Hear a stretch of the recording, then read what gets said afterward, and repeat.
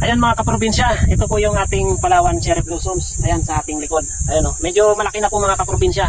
So yun po yung ating plano. Kaya po tayo nakapagtanim ng mga puno na namumulaklak dito sa ating area. Na sali po ay gubat na mga kakahuyan na hindi naman po natin kilala. Papalitan po natin ng mga puno na namumulaklak at mga native wood. At number 1 po yung importante natin na itatanim dito sa ating area ay nyog. Dahil yung Bicol region ay ang primary income ay yung nyog. Kaya yun po yung number 1 na dapat natin itanim dito sa ating area. Yun po yung produkto na number 1 dito sa ating region. Yung pagkukupra, yung nyog po. Kaya yun po ang purpose natin na gawing productive yung ating lupa, yung ating area na noong pong inabutan natin ay gubat. Sayang naman po kasi mga kaprobinsya na malawak po yung ating area tapos hindi naman natin mapakinabangan ng maayos. At least magtanim tayo ng mahogany, paper tree, nara, mga native wood mga kaprobinsya na mapapakinabangan natin in the near future. Tulad ng prutas, guyabano. Ang wala dito mga kaprobinsya, ang hinahanap ko ay lansones, rambutan, chico, kung ano-ano pang mga prutas na wala dito. Meron tayo ditong guyabano, mga langka, kamansi, ito pong tawag dyan. Meron po tayong mga dyan, kalamansi. Yan. Meron tayo pong kalamansi dyan, suha. Yan. Yun po yung ating mga available dito sa ating area. At meron tayong mga minarkop dyan na sana hindi po masira dahil sa sobrang init. Itatransplant po natin yon kapag tag-ulan na.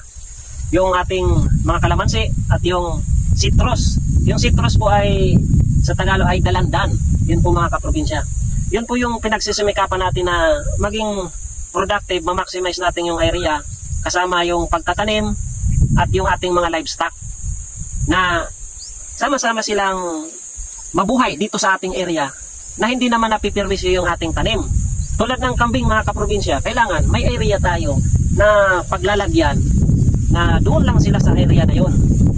Kailangan kasi yung kambing medyo malawak yung area. Kaya nga po yun ang ating plano sa in the near future na may yung inliring natin dyan na area. Doon natin, kailangan kasi malawak eh. Dahil kung maliit, saglit lang kung maubos yun ng kambing.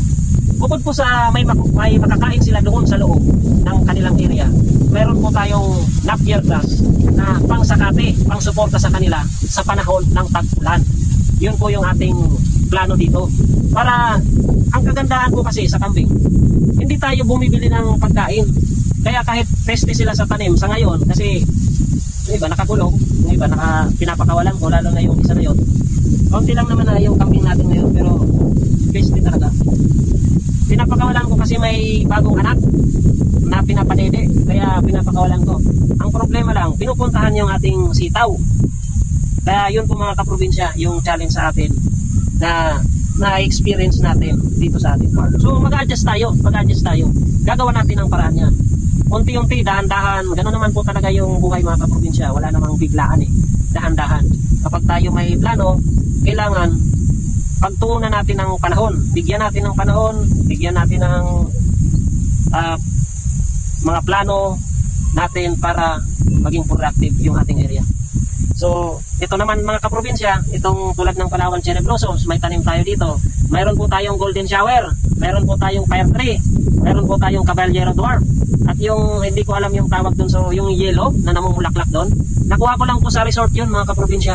Ang ganda, ang tagal mawala ng bulaklak, 7 months. Kaya napakaganda mga kaprobinsya. Kinuha ko lang po yun, buto, naparami ko dito. So ngayon, may mga buto na naman siya, nalalaglag lang. Iniipon ko mga kaprobinsya kasi itatanim natin ngayong tag-ulan. Yun po yung purpose ko dito. Kaya kiniklear ko, gagawin nating parang pasyalan yung ating area. Kasi tayo mga kaprobinsya, kapag pumunta sa mga resort, sa park, subdivision, nakikita natin parang nainganyo tayo mga kaprobinsya na ang ganda sa paningin. Ang kaya naglaro sa isip ko, imposible ba mabuhay yung mga yon dito sa ating area? Hindi. Kaya ginawa ko, nagtanim ako. Kaya ito yung mga plano ko na paramihin dito mga kaprobinsya dahil hindi po imposible na mabuhay dito sa ating area yung mga sinasabi kong namumulaklak na yon. Hindi na tayo pupunta sa park, di ba? O pagising lang natin, makita lang natin yung ating area na may namumulaklak. Parang kasaganaan sa ating mga puso na wow, parang mapapawaw ka na imagine mo, ibabalik mo yung panahon kung ano yung itsura ng area mo at sa kasalukuyang view na makikita mo dito sa ating paligid. Parang ma-amaze ka eh. Kaya naman pala, dapat noon pa ginawa. Pero sabi ko nga mga kaprobinsya, hindi pa naman huli ang lahat. Kaya inuumpisa natin na sa edad kong 30, medyo nagkakaedad na rin ako, pagtatanim tayo ng mga prutas, mga kahoy, na bagay na kapaki-pakinabang. Yun po yung ating future plan na target dito sa ating area. So sana po patuloy nyo kaming suportahan ng mga farmers, mga kaprobinsya, sa lahat po ng mga kaprobinsya ko dyan, mga farmers sa iba't ibang lugar dito sa Pilipinas, Luzon, Visayas at Mindanao. Sana po patuloy nyo pong suportahan kami. Dahil kami po yung nagpapakain doon sa mga kababayan natin na nasa kapatagan na hindi sila makapagtanim.